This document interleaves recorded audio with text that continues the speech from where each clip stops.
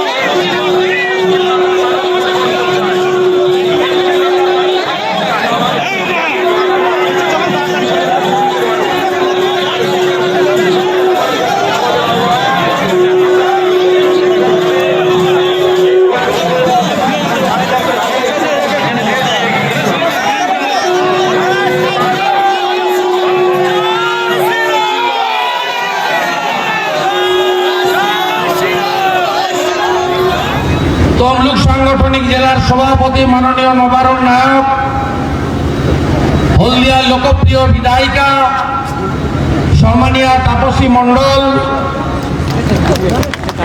তমলুক সাংগঠনিক জেলার প্রাক্তন সভাপতি তথা রাজ্য কমিটির সদস্য বিশিষ্ট আইনজীবী মলয় সিনহা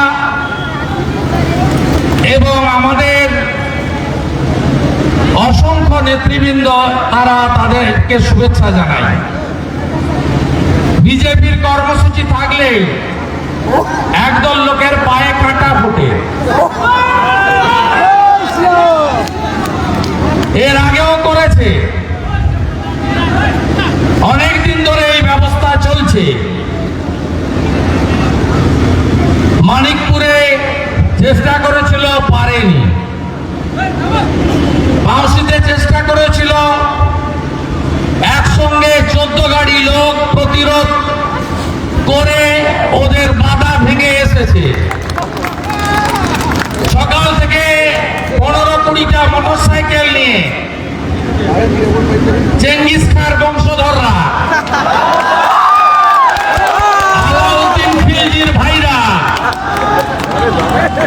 এরা এপিজে আব্দুল কালামের শিক্ষায় শিক্ষিত নয়, এরা আফজল গুরু যে ভাবনাটা ভাবে সেই ভাবনাটাই ভাবে। আর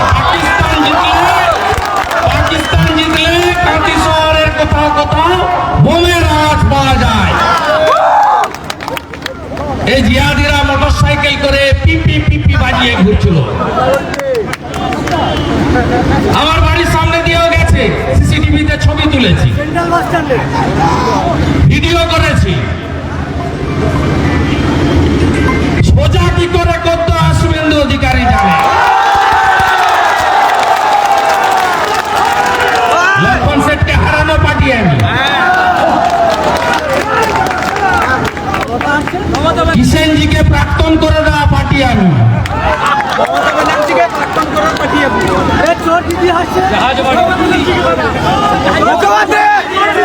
না না পিসিকে আমি নন্দীগ্রামে হারিয়েছি, সে সবাই জানে। আমি শুধু আপনাদের বলবো মিছিল কেন, আরে দুর্গা পূজা অষ্টমীর দিন বাংলাদেশে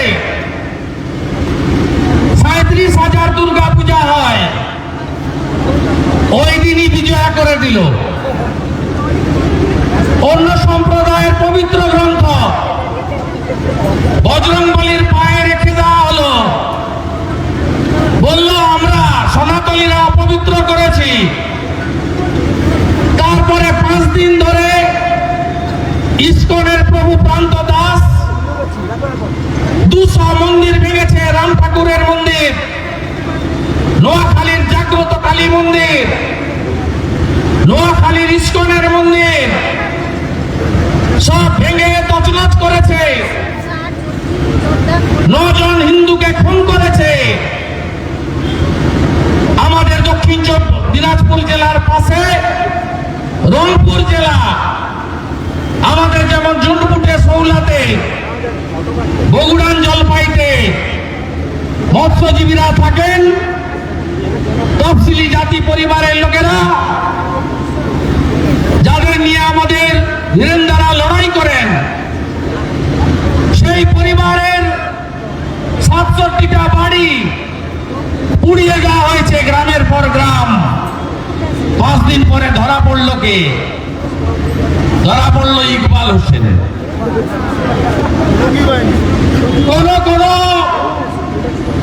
কোন সনাতনীরা এই কাজ করে না। আপনি এই পশ্চিমবাংলার মুখ্যমন্ত্রী সব বিষয়ে ফটফট করেন, কিন্তু বাংলাদেশের এত বড় নির্যাতনের পরে বাংলার মেয়েকে মুখ খুলতে দেখেছেন? মুখ খুলতে দেখেননি, কারণ তার 30% ভোট ব্যাংক নড়ে যাবে। আপনাদের জাগতে হবে, যেমন নন্দীগ্রাম জেগেছে। 48টা দুর্গা পূজা হয়েছে নন্দীগ্রামের গ্রামে, 35টা কালী পূজা হয়েছে, 14টা রাধা মাধবের রাস হয়েছে, রাস উৎসব। আপনারা যদি ঐক্যবদ্ধ না হন, না জাগেন, আমাদের হিন্দুদের হোমল্যান্ড ভারতবর্ষ পশ্চিমবঙ্গ চলে যাবে 1000 কিলোমিটার উন্মুক্ত সীমান্ত। আপনি দেখুন, বঙ্গবন্ধু মুজিবুর রহমানের খুনি কর্নেল মাজেদ, তিনি কলকাতায় থাকেন 15 বছর ধরে। তাকে ভারত সরকারের এনআইএ ধরে বাংলাদেশে পাঠায়। 15 বছর ধরে ইংরেজির মাস্টার সেজে বাদশার কাছে ছিল। আপনি গত 1 মাসের মধ্যে যা যা ঘটছে দেখুন। দক্ষিণ 24 পরগনার সোনারপুরের সুভাষ গ্রামে ধরা পড়ল আব্দুল মালিক, লালটু শেখ, জেএমবির জঙ্গি। নদী পথে দক্ষিণ 24 পরগনায় ঢুকেছে। 15টা আধার কার্ড পাওয়া গেছে তাদের কাছ থেকে। দেখুন, মধ্যপ্রদেশের ইন্দোরে বাংলাদেশের অনুপ্রবেশকারী ধরা পড়ল। আর সেই অনুপ্রবেশকারী বলল আমি বাংলা দিয়ে এখানে এসেছি। আজকেই দেখুন দক্ষিণ 24 পরগনার বজবজের নোদাখালীতে বিস্ফোরণে উড়ে গেল 3টে দেহ। গোটা রাজ্যটাকে এই রোহিঙ্গা, জামাত, রাজাকার, জেএমবিদের হাত বানিয়ে রেখেছেন মমতা বন্দ্যোপাধ্যায়। খড়দা উপনির্বাচনে ভোট দিতে আসে বাংলাদেশের অনুপ্রবেশকারী, আর পিসিমণিকে জিতাতে পাঁচদনি থেকে ভোট দিতে আসেন ভবানীপুরে। আপনারা দেখেছেন এই জায়গায় আপনাদের ঐক্যবদ্ধ হতে হবে। আর এখন পশ্চিমবাংলার অবস্থার দিকে তাকিয়ে দেখুন। প্রত্যেক দিন টিভি খুলবেন আর দেখবেন নিয়োগে দুর্নীতি, এসএসসি সি ডি যেখানে হাত দিবে দুর্নীতি। তৃণমূল কংগ্রেসের যত নেতা আছে তারা তাদের আত্মীয় স্বজনদের সব ঢুকিয়েছে। কালকে আমাকে নন্দীগ্রামে জিজ্ঞেস করছিল যে ফাঁকা খাতাটা কি। আমি বললাম ওই জাহাজ বাড়ির মালিক সুফিয়ানকে জিজ্ঞেস করুন, ওর মেয়ে ফাঁকা খাতা দিয়ে প্রাইমারি শিক্ষক হয়েছে। তার আরেক সাকরে তাহেরকে জিজ্ঞেস করুন, ওর বোন ফাঁকা খাতা দিয়ে বেসিক ট্রেনিং পাস না করেও প্রাইমারিতে চাকরি পেয়েছে। গোটা রাজ্য জুড়ে প্রকৃত বেকার, শিক্ষিত বেকার, তারা ধ্বংস। আর ক্ষমতার আস্ফালন পুলিশ দিয়ে দখল করবেন, পুলিশ দিয়ে দখল করবেন। জীবনে কয়েক লক্ষ তারপলিন দিয়েছি বলে তারপলিন সরিয়ে নিয়েছি সুবিধা দিকে 50। একদম হাইকোর্ট ভালো করে কান মুড়ে দিয়েছে। প্রথমে সিঙ্গেল বেঞ্চ, পরে ডিভিশন বেঞ্চ। আপনাদের বলি, পুলিশ দিয়ে গিয়ে এই দুর্গাপূজার সময় এই শহরে করেছে যে 50,000 টাকার চেক দেবো না, তৃণমূলের লোকদের ডাকতে হবে। এখানে পুলিশের অফিসাররা ডেলি মিটিং করছেন যে শহর জিতিয়ে দিতে হবে তৃণমূলকে। আরে পারবেন না এসব করে। সিভিক পুলিশদেরকে চাপ দিচ্ছেন, 21টা ওয়ার্ডে 21 জন, কি করবে ওরা? আপনি ইতিহাস জানেন না, আপনার বয়স কম। 1986 সালে দেশের সবচেয়ে জনপ্রিয় প্রধানমন্ত্রী ছিলেন রাজীব গান্ধী। 403টা এমপি ছিল তার। 403। ইন্দিরা গান্ধী মরে যাওয়ার পরে লোকসভার ভোটে 403টা এমপি ছিল। এখানকার এমপিও কংগ্রেসের ছিল, ডক্টর ফুলেরেনু গুহ। রাজীব গান্ধী 3টা হেলিকপ্টার নিয়ে এই মাঠে এসেছিলেন। আমাদের শৌলা যাওয়ার রাস্তার পাশে যে মাঠ, যে মাঠে আমাদের ওরা ধান মাঠ ছিল, এখন অনেক বাড়ি হয়েছে, সেখানে এসেছিল। অধিকারীদের বিরুদ্ধে রাজীব গান্ধীকে দিয়ে বলানো হয়েছিল। সেই প্রথমবার এখান থেকে বামফ্রন্টের এমএলএ সুখেন্দু মাইতি জিতেছিল, কংগ্রেস জিততে পারে। রাজীব গান্ধীর কথা প্রতিপক্ষের লোক গ্রহণ করেনি। প্রভাত প্রতিম কমিউনিস্ট নেতা, 23.5 বছরের মুখ্যমন্ত্রী জ্যোতিবাবুকে 1995 সালে বামফ্রন্ট এনেছিল। হাসপাতাল ময়দানে মিটিং করেছিল। সেদিনও পুরসভা অবিভক্ত কংগ্রেস শিশির অধিকারীর নেতৃত্বে জিতেছিল। আমিও কাউন্সিলর হয়েছিলাম, হারাতে পারেনি। আপনারা এর থেকে বড় শক্তিশালী নন। এইসব ধমক চমক দেখিয়ে কিছু করতে পারবেন না। শুরু করিনি এখনো পুরসভার কাজ। শুরু করেন। যাকে যা বলছেন সঙ্গে সঙ্গে আমার কাছে পাঠিয়ে দিচ্ছি, অডিও ভিডিও সব ডকুমেন্ট রেকর্ড করেছি। এগুলো করবেন না, ভদ্র থাকুন। গণতান্ত্রিক ভাবে যদি মানুষ চায়। মোদিজি এসেছিলেন কাঁথিতে নির্বাচনী প্রচারে। 23শে মার্চ 27 তারিখ ভোট হয়েছিল। মোদিজি কাঁথির লোককে বলেছিলেন যে তোমরা বিজেপিকে জেতাও। কাঁথির লোক মোদিজির কথায় ভগবানপুর উত্তর খেজুরি, দক্ষিণ কাঠি, উত্তর কাঠি বিজেপিকে উপহার দিয়েছে। আর মমতা ব্যানার্জি 25 তারিখে এসেছিলেন ছত্র ধরাতে, ফাঁকা মাঠে 1200 লোক নিয়ে ধান বিলে অনেক বড় বড় লেকচার মেরেছিলেন। ভোটে আপনারা হেরেছিলেন, মমতা ব্যানার্জিকে লোক প্রত্যাখ্যান করেছে। গণতান্ত্রিক ভাবে চলুন, ভদ্রভাবে চলুন। গণতন্ত্রে কোনো দল বেশি দিন থাকে না। খুব দম্ভ না, ভাবছেন যে চিরদিন থাকবে না। আমার হাতে জন্ম দেওয়া লোকগুলোকে গিয়ে বড় বড় নাচানাচি করছে, বিরাট নেতা। এখানকার যিনি কোঅর্ডিনেটর ছিলেন তার পরিচিতি আমি দিয়েছি। এখানকার অরিজিনাল নেতা ছিলেন কানুপদ মাইতি। তার ঘরের লোক কানুবাবুর বিরুদ্ধে বিদ্রোহ করে তোমাকে আমি নেতা বানিয়েছি, প্রশাসক করে দিয়েছিল, এখন তুলে বসে দিয়েছি, চা দোকানের বেঞ্চিতে পাঠিয়ে দিয়েছি। ভাই ভাই বিশ্বাস এদের করবেন না।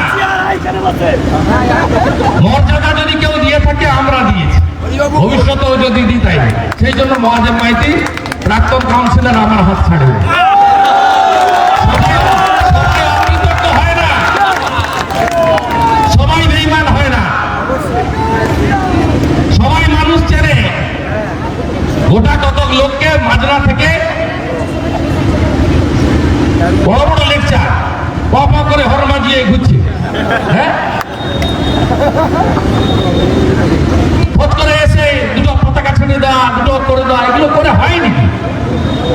শুনে রাখুন, এখানকার তৃণমূলীরা তার সহযোগী পুলিশ ভালো করে কানে পরিষ্কার করে শুনে রাখুন, ভালো করে শুনে রাখুন।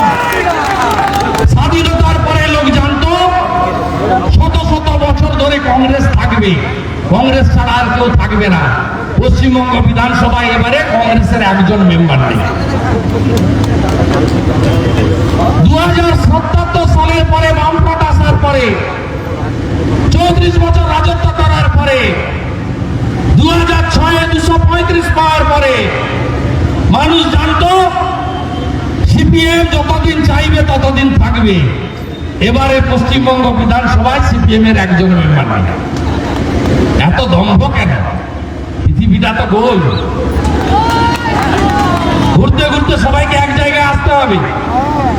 আর এটা আমার ব্যক্তিগত বিশ্বাস, পরের জন্ম বলে কিছু নেই। সব যোগ বিয়োগ হিসাব এই জন্মে হয়ে যাবে, সব হিসাব হয়ে যাবে। ভদ্র থাকুন, গণতন্ত্র মানুন, সব দল থাকবে। আমরা এগরায় পটাশপুরে হেরেছি, জিততে পারিনি। রামনগরে আমরা অল্প ভোটে হেরেছি। আমরা তো বলিনি যে তৃণমূল কংগ্রেস দখল করে নিয়েছে, আমাদের তো কথা কিছু ছিল। আমরা ত্রুটি সংশোধন করে এগোবো। এই গণতন্ত্রের এই বিধি বিধান মেনে চলতে হবে।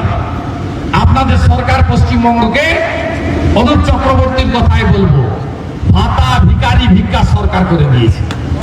চাকরি নেই, শিল্প নেই, বাণিজ্য নেই, লক্ষ লক্ষ বেকার, গোটা বাংলাটাকে শেষ করেছেন। আর শুভেন্দু অধিকারী কেন নরেন্দ্র মোদীজির হাত ধরেছে? এত বড় শক্তিশালী নেতা পৃথিবীতে ছিল না, ভবিষ্যতেও আসবে না। কি করেছে দেখুন। আমরা ডক্টর শ্যামাপ্রসাদ মুখোপাধ্যায়ের জন্য এই পশ্চিমবঙ্গে আছি, নইলে আমাদের থাকতে হতো ইসলামিক কান্ট্রিতে। আমাদের রাজধানী হতো ইসলামাবাদ, নয় ঢাকা।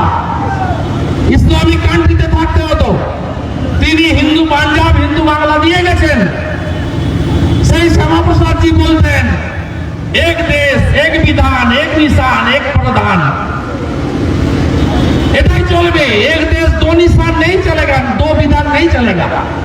দিল্লিতে একটা পতাকা উঠতো, শ্রীনগরে আর একটা পতাকা উঠতো।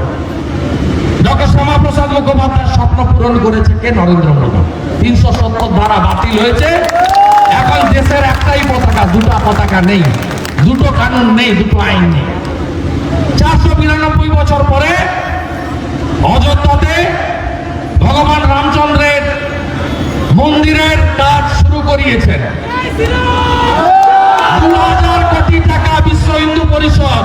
নিধি সংগ্রহ করেছে 2000 কোটি টাকা। পশ্চিমবঙ্গেও আপনারা আমরা সবাই 10 টাকা 20 টাকা থেকে যে যতটা পেরেছি 50 কোটি টাকা দিয়েছি আমরা বাংলার জনগণ এই রাম মন্দির তৈরি করার জন্য। 492 বছর পরে স্বপ্ন পূরণ করেছেন নরেন্দ্র মোদী।